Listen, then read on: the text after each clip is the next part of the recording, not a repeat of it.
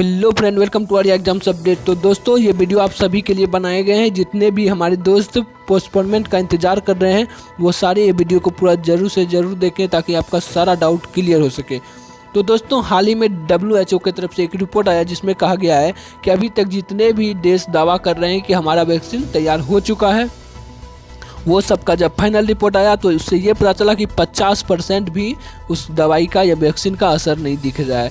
तो उस वैक्सीन का उसके साथ ही यह भी कहा गया है कि वैक्सीन आने में 1 साल भी लग सकता है। तो दोस्तों, सोच सकते हैं 1 साल तो चला गया और 1 साल और जाएगा।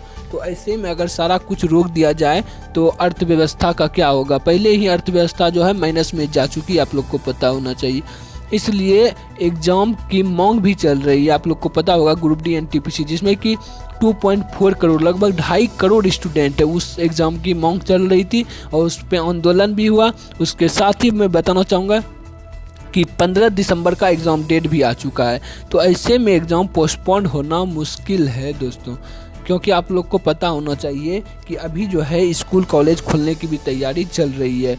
और दोस्तों, आपको सारा कुछ सच्चाई बताने वाला हूँ। अगर आपको अच्छा ना लगे तो डिसलाइक कर सकते हैं, बट सच्चाई जानना बहुत ज़रूरी है।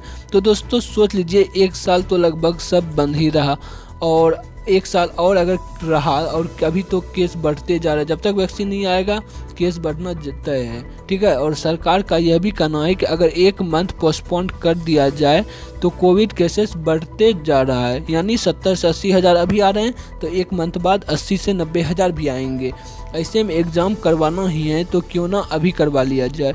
और आपको ये भी पता होना चाहिए कि 3 से 4 महीने पूर्व लॉकडाउन था, जिसके वजह से लाखों गरीब भूखों मरने लगे।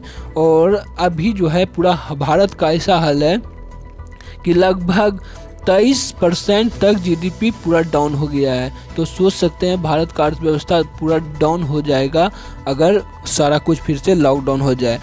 तो दोस्तों, आप लोग को इस सिचुएशन को हैंडल करके जीना है, चाहे जैसे जियो वैसे भी मरना है। इसलिए कोरोना वैसे नहीं होता। अगर आप खुद का सुरक्षा कर सकते हैं तो कीजिए। कोरोना वैसे नहीं होता है कि थोड़ा सा टच हो गया तो कोरोना हो ही जाएगा। बस अपना सुरक्षा कीजिए, मास्क का यूज कीजिए और आँख कान बाहर निकलने के बाद ये सब का टच नहीं कीजिए। घर आने के बाद सैनिटाइज कीजिए, साबुन से हाथ धोइए, उसके बाद ही कुछ कीजिए। तो कोरोना फैलने का कुछ भी चांस नहीं रहता है, ठीक है। और दोस्तों, आज आपको पता होना चाहिए कि आज कोर्ट में हियरिंग होने वाली है जो न्यू पिटीशन दायर किया गया था।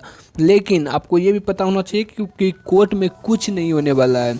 चाहे आप लोग इंतज़ार कर रहे हो तो ये अपना टाइम वेस्ट करना हो रहा है। क्योंकि आप अगर 1 साल अगर सोच सकते हो, अगर एग्ज़ाम में कुछ मिस हो गया, थोड़ा सा नहीं पढ़ सके तो कितना बड़ा चीज़ हो सकता है। आपका 1 साल बर्बाद हो सकता है, सपना चूर चूर हो सकता है। इसलिए आप लोग से निवेदन है कि आप लोग पढ़ें, बस पढ़ाई पे ध्यान दें, क्योंकि एग्ज़ाम पोस्टपोन्ड होगा ही नहीं। आप कितना भी कोशिश कर लो अभी, क्योंकि सारा कुछ खुलने का तैयारी चल रहा है। और अगर फिर से लॉकडाउन कर दिया जाए तो ऐसे में अर्थव्यवस्था पूरा गड़बड़ा जाएगा, पूरा ख़त्म हो जाएगा। इसलिए सब कुछ खोल रहा है और आप लोग का अपना सुरक्षा खुद करना है, ठीक है। और पढ़ाई पे बिल्कुल ध्यान दे दीजिए, क्योंकि अगर पोस्टपोन नहीं हुआ तो सकते हैं आपका करियर पर कितना बड़ा इसका असर पड़ेगा। इसलिए आप लोग से रिक्वेस्ट है, पढ़ाई करते हुए उसके बाद ही कुछ कीजिए। पढ़ाई सबसे आगे रखना है।